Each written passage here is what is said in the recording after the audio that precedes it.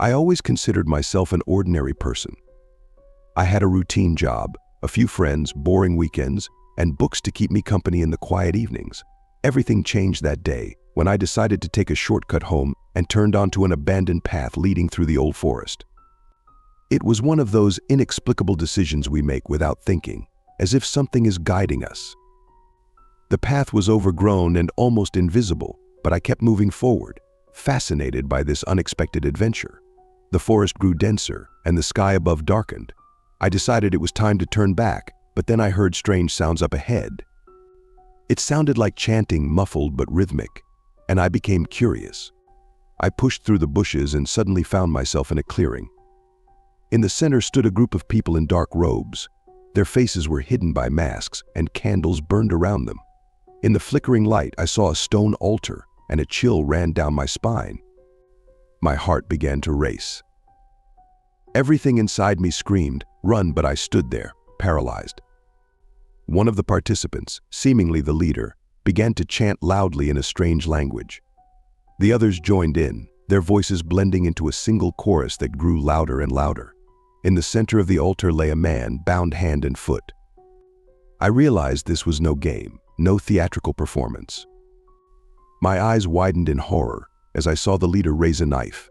It was long, inscribed with ancient symbols, and it gleamed in the candlelight. I wanted to scream, but the sound got stuck in my throat.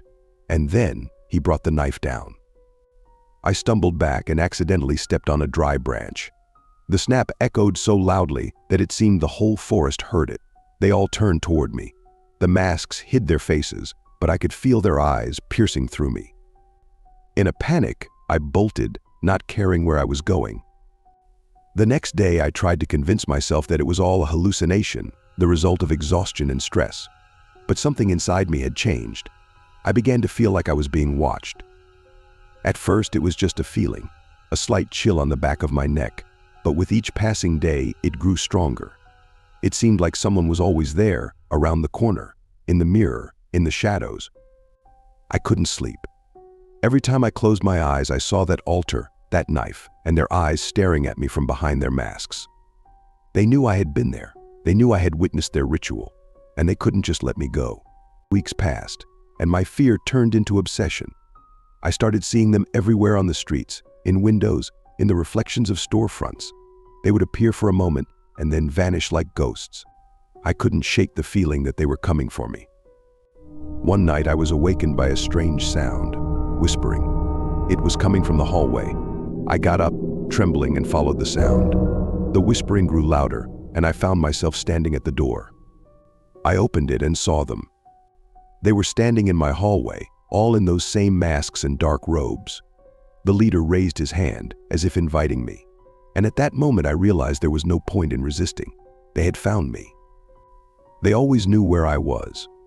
I stepped out to join them, and they welcomed me. Now, I am one of them. I know the truth now. The cult is more than just a group of people. It's a force, ancient and relentless.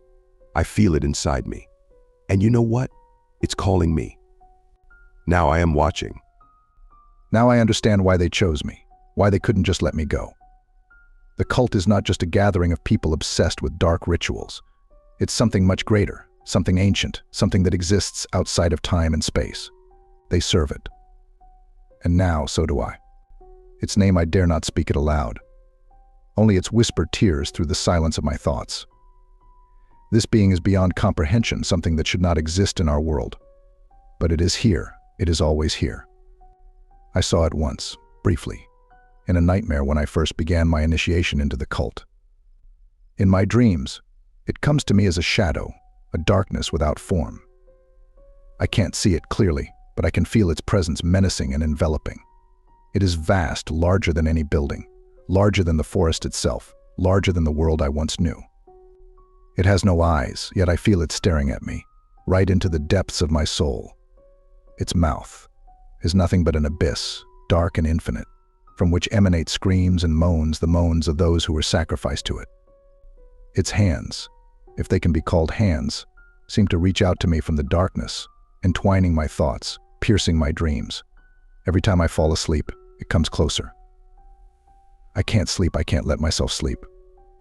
Every time I close my eyes, I feel its presence growing stronger, its whisper growing louder.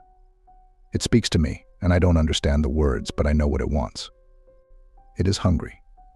Eternally hungry. I see it in the shadows of my house, in the mirror's reflection, in the flickering lights on the walls. It's everywhere.